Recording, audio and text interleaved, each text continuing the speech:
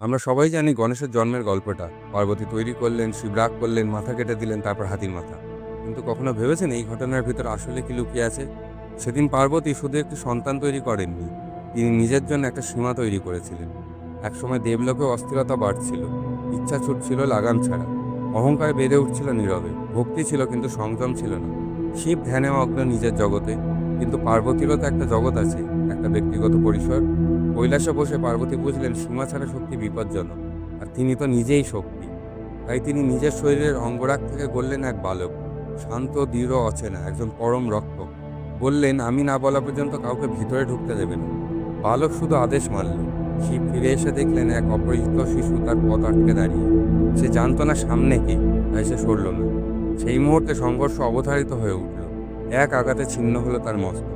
কিন্তু সেদিন কোনো শিশু মরেনি, যা সত্যি মরেছিল তা ছিল অহংকার। তাই শিব নিজেই খুঁজে আনলেন হাতির মস্তক, স্মৃতি, বুদ্ধি আর শক্তির প্রতীক। সেই দিন থেকে গণেশ শুধু দেবতা নন, তিনি মনে করিয়ে দেন নিজের সীমা রক্ষা করতে গেলে সংঘর্ষ হবেই, আর জ্ঞান প্রবেশ করার আগে অহংকারকে ভাঙতেই হয়। তাই প্রতিটি মঙ্গল কর্ম শুরু হয় তার নাম নিয়েই।